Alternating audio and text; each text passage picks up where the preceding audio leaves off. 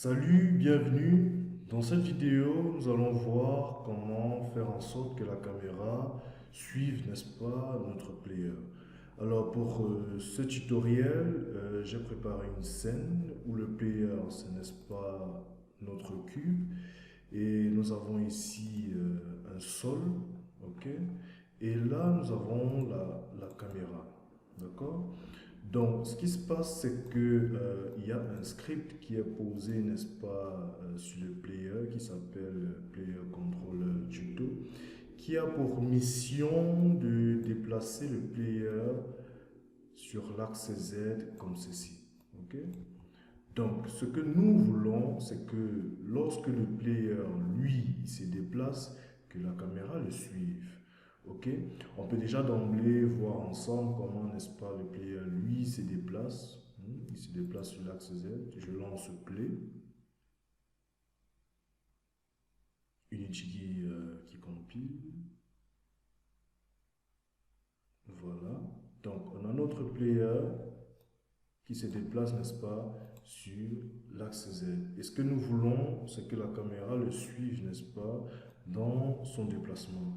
Alors, si vous voulez savoir comment implémenter le déplacement, j'en parle dans une précédente vidéo. Je vous mets le lien dans la description. Alors, sans plus tarder, nous allons créer un script. Pour le cas de figure, j'ai créé un script qui s'appelle Follow Player Tuto. Alors, ce script, je l'ai placé sur la caméra. Nous voulons que la caméra suive le player. Alors, nous ouvrons le script et nous allons déclarer, n'est-ce pas, une variable publique de type GameObject que nous allons appeler player. Ok? Nous voulons que la caméra suive notre player. Alors, de manière intuitive, ce que nous allons faire, c'est de dire dans le update, nous savons que le update a lieu une fois par frame et que par seconde, nous avons, en fonction de la machine, de la puissance de la machine, nous pouvons avoir 60 frames ou alors 20, 40 en fonction de la puissance de votre machine. Donc, dans le update, ce que nous voulons, c'est dire, n'est-ce pas, au transform.position de la caméra de prendre, n'est-ce pas, le transform.position de notre player. Ok? Donc, on va voir ce que ça donne.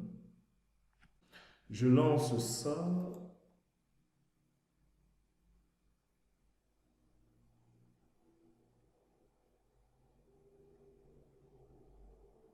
Et là, comme on peut le constater, la caméra ne suit pas le player. Pourquoi? Si nous venons dans notre console, on peut se rendre compte que nous avons une erreur qui nous dit que, n'est-ce pas, la variable player n'est pas assignée.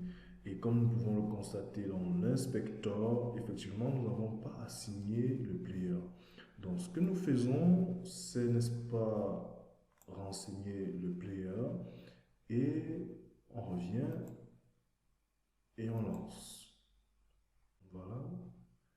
Donc là, n'est-ce pas, la caméra suit bien notre player, comme on peut le constater. Mais le problème, c'est qu'on ne voit pas, n'est-ce pas, notre player.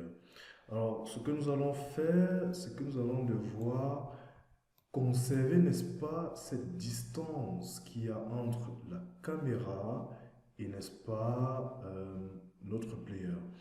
Et ici, en ce qui concerne la caméra, comme on peut le constater, ici nous avons en Y 5,7, on va l'arrondir à 5, ok? Ici nous avons en Z moins 6,1, nous allons l'arrondir à 7.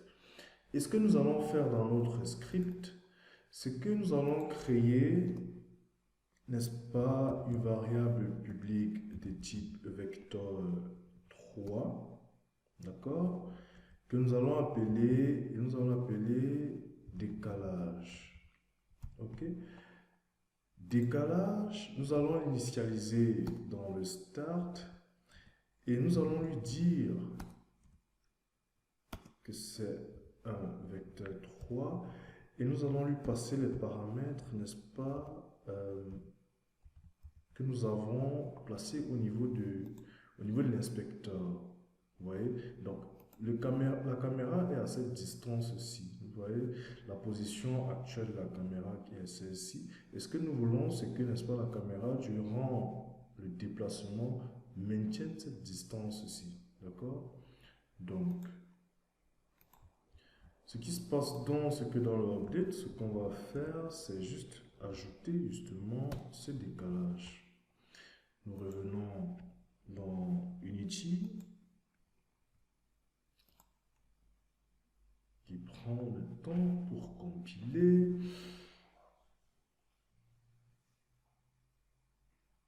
Un instant. Ok. C'est bon. Voilà. Donc, je lance le jeu.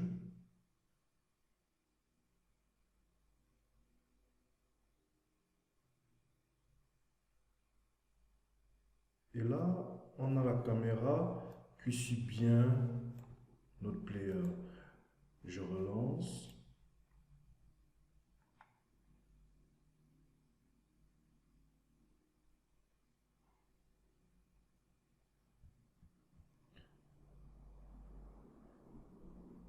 Voilà. Et comme vous pouvez le constater, il y a un léger mouvement saccadé de la caméra. Pour corriger ça, ce que nous allons faire, n'est-ce pas, c'est plutôt que, n'est-ce pas, de lui dire de se mettre à jour dans le update, nous allons lui dire de se mettre à jour après, n'est-ce pas, que le player ait effectué son mouvement. Donc, et pour ça, nous allons utiliser le late update qui intervient après le update. Okay? Et donc, si on sauvegarde ça, on revient dans Unity.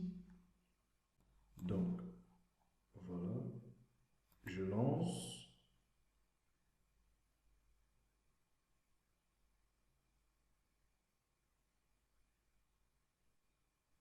Et là, nous avons un mouvement légèrement plus fluide. Ok? Voilà. C'est à peu près tout pour cette vidéo. J'espère que vous l'avez appréciée. Si c'est le cas, assurez-vous de vous abonner afin de ne pas manquer la future. Aussi, si vous avez des questions, n'hésitez pas à me laisser un commentaire. Une fois de plus, merci d'avoir regardé et je vous verrai dans la prochaine vidéo.